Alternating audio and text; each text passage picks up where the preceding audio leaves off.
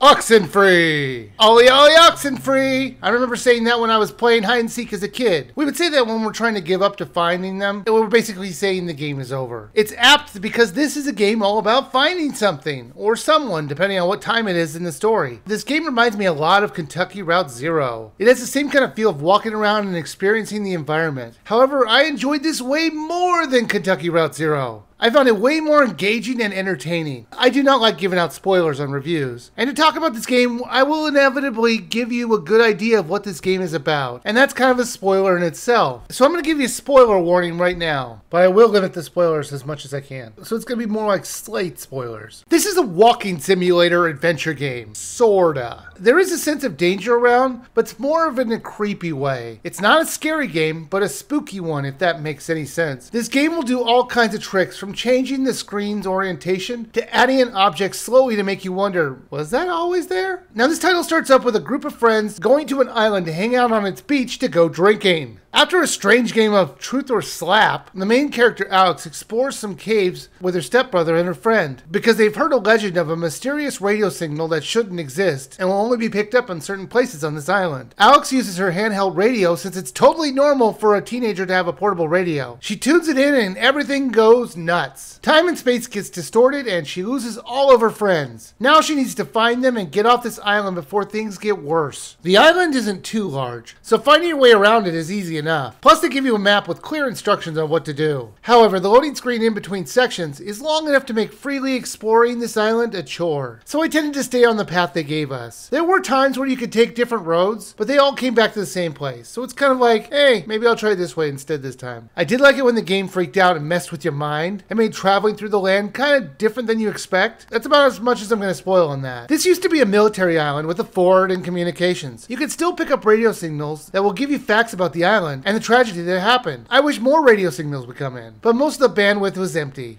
Your character is often given a choice what to say to the other characters, and the characters will change the way they act towards you if you're nice or hostile to them. One of the oddest parts was these conversations would be happening even if you were far away from them on the screen. I was way up the stairs, and they were having a normal conversation with me like I was a foot away. There weren't a lot of puzzles in this game. In fact, I can only think of a handful of them. Most of the time, they just have you manipulating an item or moving something. One of the strangest ones involved this dumpster. You have to move it to climb over the fence. Okay, no problems there, unless you think about it in reality. Some guy said, yeah, let's put a dumpster at the edge of this cliff where people go to the stores below. This is the safest spot and no one's ever going to try and move it, so there's no need to tie it down. Also, this trash truck should have no problem getting up this windy road to empty it. How has nobody died from falling dumpsters? This should be on the bottom next to this car. Speaking of which, why is there a car on this island? Check that, there's actually two cars on this island. Look, there's one in the background. Why does the one resident on this island need two cars? For an island which basically looks like there's no drivable areas in here. And all of this is before the craziness happens. There are multiple endings depending on what you do and say, and they might turn out good or bad. There is a definitive ending to this title, but you won't get it on your first playthrough. But since the game is only about 4 to 5 hours long, this isn't that big of a deal. Oxenfree was pretty good. It's the kind of game that you need to experience to really understand. Looking at the footage and me talking about it really won't give you the sense of creepiness it gives off. It does a good job of keeping you engaged and wanting to keep you moving through the story. Now this game is normally $19.99, and for 4 to 8 hours, if you decide to do the game twice, that does seem a little too high. So you should really wait for this to go on sale. The art style is really pretty and it does have multiple endings, but you basically have to go back and play the same game again and you already know what's happening. I picked this up for $4.99 a while ago, and it's definitely worth it at that price, and I think half the normal price is worth it, and you should pick it up then.